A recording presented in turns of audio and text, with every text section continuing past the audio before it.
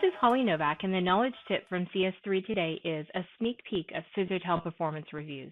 This review system is so robust, and it allows you to truly customize your review to whatever meets the needs of your organization. So I can't wait to dive in and give you some more details. To develop top talent, you need a flexible, data-driven performance evaluation approach that enables you to continuously assess, coach, and recognize your employees for their achievements. You can do all of that with the ScissorTail performance review system and also eliminate your complex paper-based forms and really streamline your performance review process. Today I want to go over the basics of the setup regarding performance reviews in ScissorTail and then show you what the end product is going to look like. Right now on the screen we are just on our home page and I'm in as a manager. So up at the top I'm going to click this little start button here. We are going to be under company settings. And then if you scroll down, I'm going to go to HR Setup, and then all the way down to Performance Review. So once we get there, you can see that there's some options listed here, quite a few of them actually, and this really allows you to customize your review to whatever it is that your company needs. We're going to skip review profiles for right now because that's where it all comes together into one after we've done the rest of the setup, and I'm going to click here where it says Competencies. Under Competencies, you have the opportunity to add in any competencies that are used by your organization. If you click on the Edit button here that looks like a pencil, you can see that you can also add a description that tells more about the competency. And it does have the ability to format that, change your format, change your size of your font. Any modifications that you want to do to that information, you can do that right there. So once you're finished doing that, you can click Save here.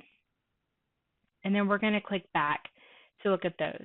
To add a new competency, you would click up here in the right-hand corner that says Add New. So we're going to add one that says Interpersonal Communication Skills.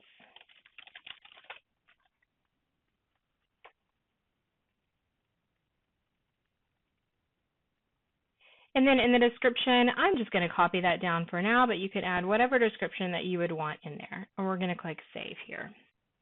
Once we click back, you can see that it added that in as a competency. The next on the list, if you click back on your little three dots or three lines there, we're going to go to the next one down, which is core values. So here you have your core values that you and your company will use to put in any performance review system. And again, same thing, you can click the edit button and add in your description and change that font just the same. So we have our core values. The next in the list is going to be your goals. So you'll notice here that you have in the drop-down box, we have goals, and then we also have goal categories and goal statuses. In goal categories, this allows you to separate out corporate goals or organization goals or any other department. So if you have a sales department and you want to add in specific goals just for sales, you can add in sales goals as well. Under statuses, goal statuses, this really is default, so it just tells you where in the process the goal is, new, in progress, completed, or finalized. So you can adjust that on the review, especially if you're doing quarterly reviews and you need to change that throughout each quarter. So now we're going to click back onto goals, and you can see we have two goals listed here. I'm going to add in a new goal, and we'll go for the sales department.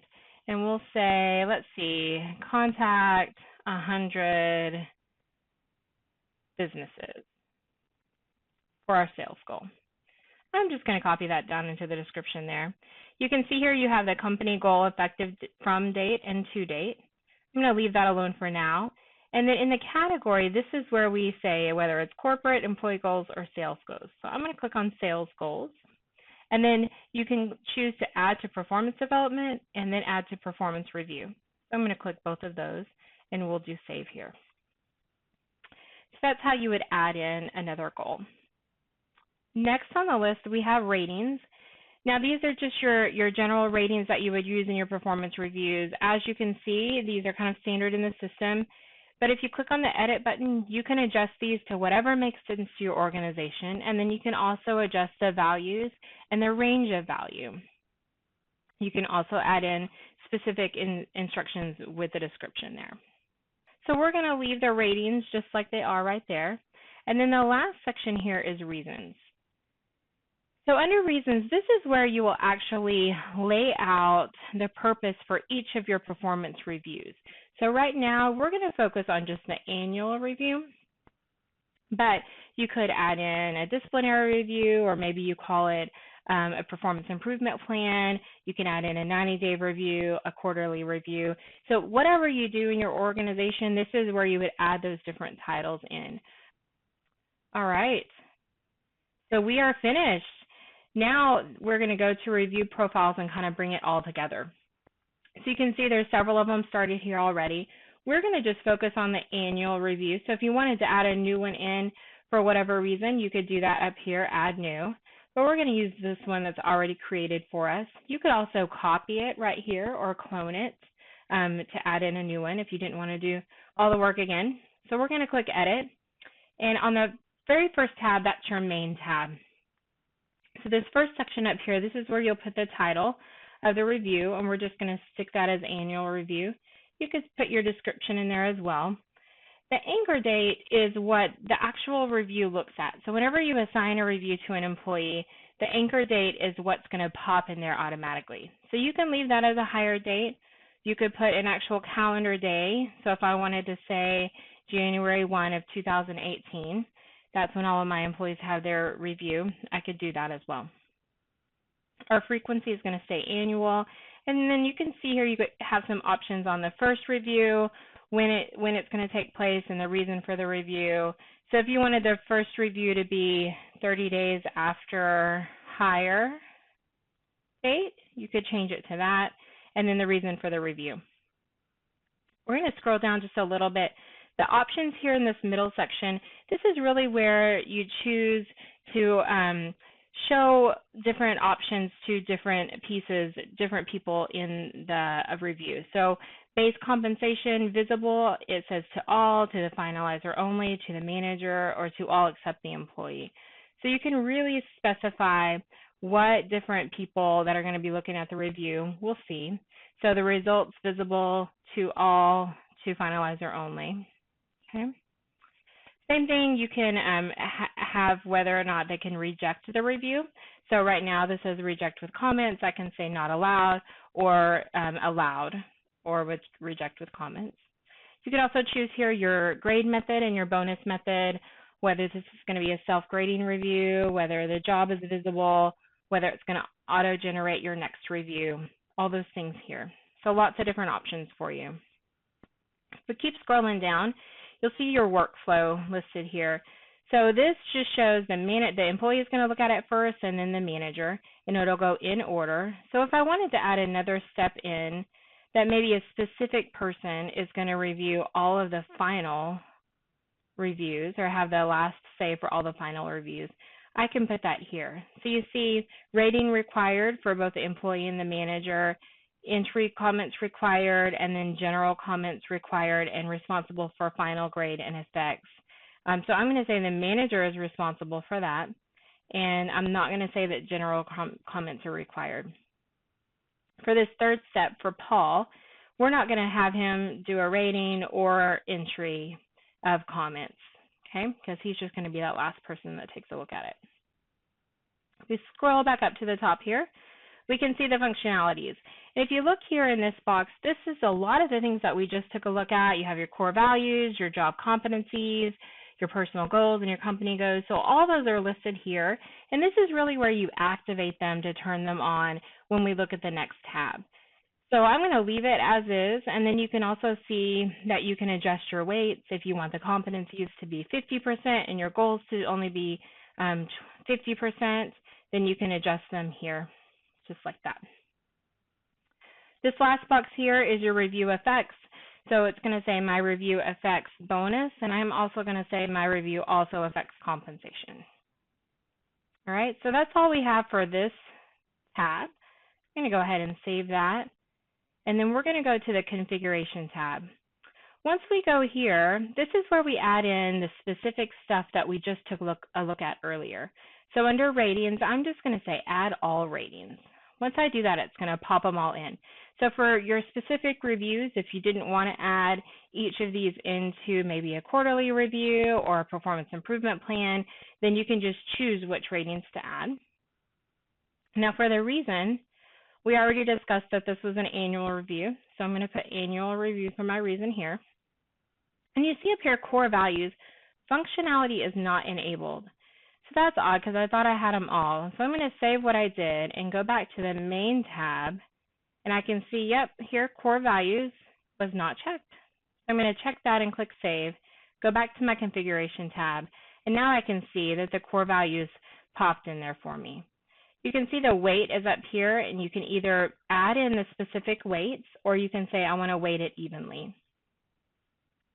If we scroll down a little bit, we're going to go to our competencies next. So the competencies, it's going to allow you to add a group. So if you wanted to say personal and corporate competencies, or if you wanted to add some specific group, I'm just going to say competencies for this group. And I'm going to go ahead and say add all competencies. It's going to stick them in there for me. And instead of typing in those numbers, I'm just going to say weight evenly as well. And you can see when I was messing with the font, it made that one a whole lot bigger. So you can see the difference there with your customizations. And then on the goals, I'm going to go ahead and do that same thing and say add all goals. So of course you may not want to add them all, just depending on what the review is for. And then down here, reviewer can add goals, I'm going to say yes, and reviewee can add goals, I'm going to also say yes. And then down here at the very bottom, it gives you some printing options. So we are going to finish up here and click save. Once that's complete, we are actually done with our setup for the performance review. So I'm going to click back to my home page, and the thing that I'm going to do next is go ahead and assign that review, apply profile to scheduled review. So I'm going to go ahead and click OK. Now I'm going to take a look at my employees. So up at the top, I'm going to go to My Employees and Employee Information, and we're going to take a look at Jennifer Jones here.